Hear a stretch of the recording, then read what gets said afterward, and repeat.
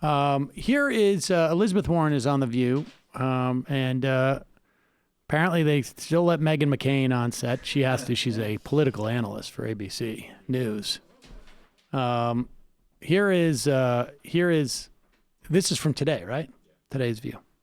You, first of all, we have had conversations. I believe you respect the American military and respect our troops. You've traveled overseas many times, so I just want to say that first and foremost. Sure.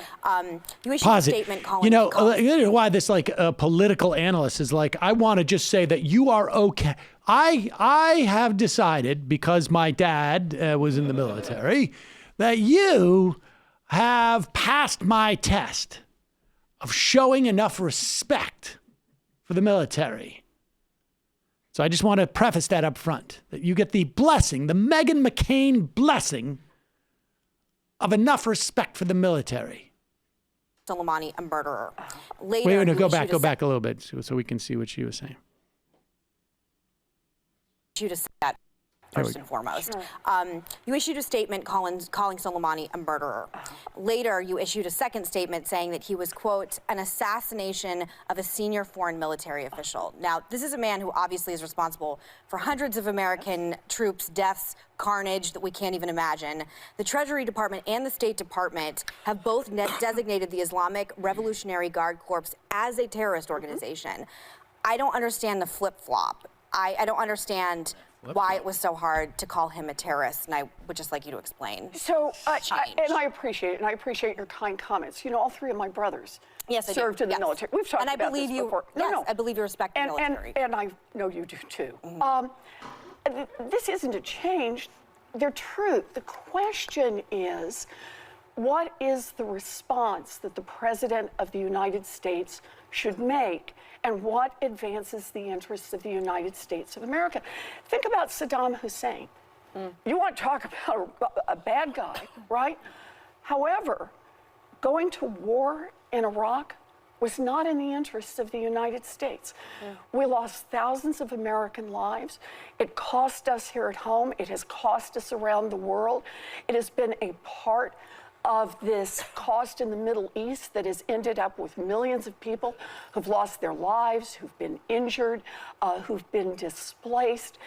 The question for the President of the United States is to understand what's going on, have an overall strategy, and pick an appropriate response. And going back to Kobe's question, at an appropriate time. He's part of a group that has been designated. Is he a terrorist? He is part of a group that's been designated. So he's not a terrorist. Of course he is. He's part of a group that our federal government has designated as a terrorist. The question, though, is what's the right response? And the response that Donald Trump has picked is the most incendiary and has moved us right to the edge of war. I mean, you know, I appreciate the fact that she basically made Meghan McCain sit there and accept the critique of the Iraq War, which her father was a great champion of. And the idea that he's a terrorist is completely irrelevant to this question.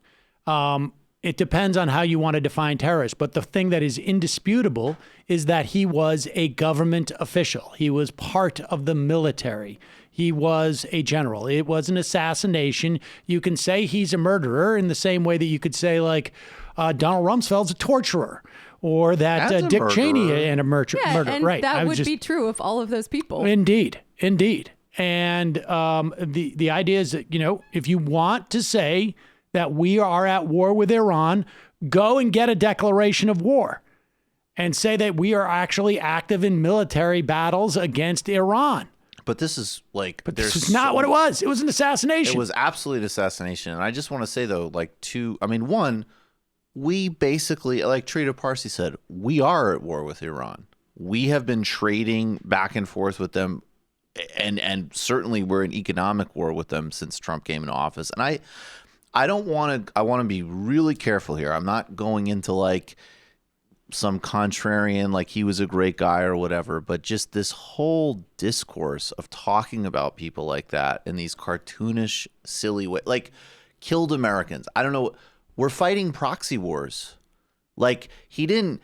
No, to be very clear, no. When we use terminology like terrorism, he was not a guy who planned operations where you go to a bakery and blow it up to kill people, or you go and shoot people at a synagogue. He was in a proxy war with the United States where we attacked soldiers and agents from each other's sides. And he organized militias in a number of different efforts, including most recently, by the way, a main reason in the Middle East and essentially in Iraq why ISIS was defeated. Right. The Iraqi army completely dissolved. So I'm not absolving him. I'm just saying, like, we need to, but I'm not absolving anybody. Like, we need to talk about these things in an adult way. There's people from the United States who do exactly what he but I'm did in the talking United about States. she's on The View. And so there's not going to be an adult conversation but and even nuance. The bottom line is that it's irrelevant. Like, well, right. And she that's doesn't- why the first idea- statement has to be like, Bernie just came out and said, this is reckless and dangerous. Here's why, Exactly. boom, boom, boom, boom, boom. Exactly. Yeah. Well, Exactly. and if anyone could take McMegan to school on that, you would think Warren's demeanor might help her to do so. And she almost did, but she still both sides it a little too much for me. Just like Americans aren't going over there giving them super soakers and wedgies. Like, we're fighting each other. This is what happens. Here is Bernie on Anderson Cooper talking about the same topic. World. But Anderson, what frightens me most is what we are seeing now sounds very much like what I observed and the American people observed in terms of the war in Iraq, something that I vigorously opposed. What we heard was an administration lying about intelligence. We got involved in a war we never should have got involved in. We lost 4,500 brave soldiers, thousands more were wounded, hundreds of thousands of Iraqis were displaced and died. We spent trillions of dollars on that war that should have been spent at home, providing health care or rebuilding our infrastructure. And now at the end of all of that, the government, the country that we were trying to save, to liberate, says, get out, we don't want you anymore. So that lesson must be learned.